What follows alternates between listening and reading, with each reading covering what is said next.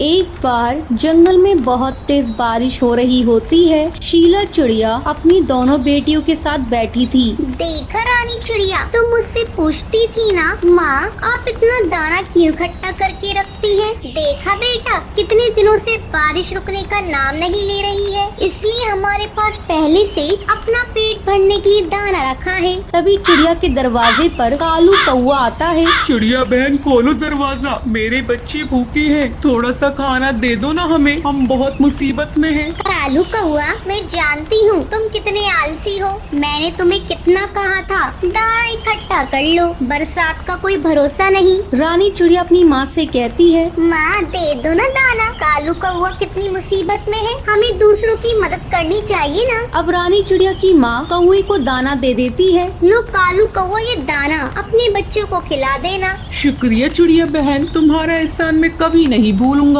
अब कौआ दाना लेकर अपने घोंसले में चला जाता है। वो शीला चिड़िया बहुत ही घमंडी है, उसे अपने दाने का बहुत घमंड है। मैं अब उससे मदद मांगने नहीं जाऊंगा। कल देखो बारिश बंद हो जाए तो दाना लेकर आऊंगा। अगले दिन बारिश रुकने का नाम नहीं लेती है। कौए के बच्चे भूखे होते हैं। पापा भूख लग रही है, रानी चिड़िया से खाना मांग कर ले आओ ना। अब कौआ रात में चिड़िया के घर में दाना चुराने का प्लान बनाता है। जब चिड़िया सो जाती है वो दाना चुराने लगता है। तभी उसकी पूंछ में मोमबत्ती से आग लग जाती है। बचाओ बचाओ, मेरी पूंछ में आग लग गई। तभी रानी चिड़िया अपनी चोंच से आग बुझाती है। ये देखकर कौए को अपनी गलती का एहसास हो जाता है। चिड़िया उसे दाना दे देती है। तो ये थी आज की कहानी। इसलिए हमें हमेशा अपने अच्छे समय में अपने बुरे वक्त की तैयारी करनी चाहिए। आज का सवाल ये है, कौए का क्या नाम था? अगर आपको पता है तो आप हमें कमेंट करके जरूर बताएं।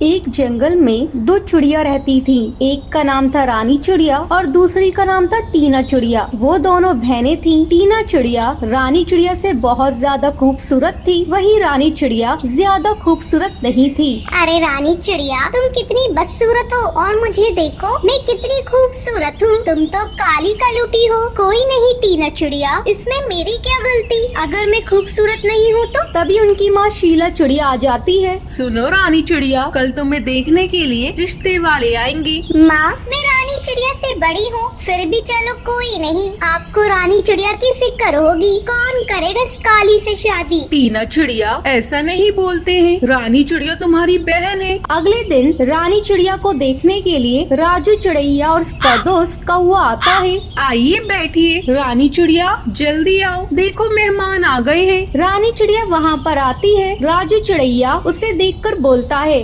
शीला चिड़िया, मैं नहीं करूँगा इस काली चिड़िया से शादी, सब मेरा मजाक उड़ाएंगी। हाँ शीला चिड़िया, मेरा दोस्त किसी से कम थोड़ी है, इसे बहुत अच्छी चिड़िया मिल जाएगी। आपकी बड़ी बेटी टीना चिड़िया कहाँ है? वो बहुत खूबसूरत है, आप उसकी शादी राजू से करवा दीजिए। माँ कोई नहीं, अगर इन्हें टीना से शादी करनी है तो आप करवा दीजिए। अगले दिन टीना चिड़िया और राजू की शादी हो जाती है। अब टीना चिड़िया रानी चिड़िया से कहती है, अब देख मेरी तो शादी हो गई है, तू अपनी फिक्र कर रानी चिड़िया, तेरा क्या होगा? तभी राजू चिड़ैया आता है। टीना चिड़िया कहाँ थी तुम? मैं तुम्हें कितनी देर से ढूंढ रहा था। तुम हर पल मुझ पर नजर रखे क्यों बैठे रहते हो? जाओ जल्दी से मेरे लिए दाना लेकर आओ, मुझे भूख लग रही है। अब बेचारा राजू चिड़ैया दाने की तलाश में निकल गया। उसका दोस्त कौआ बोला, और भाई क्या हाल है शादी के बाद तुम्हारे? यार मैं बहुत परेशान हूँ, लगता है मैंने टीना चिड़िया से गलत शादी कर ली। वो खूबसूरती के आगे मुझे कुछ नहीं समझती है, इससे अच्छा तो मैं रानी चिड़िया से शादी करता।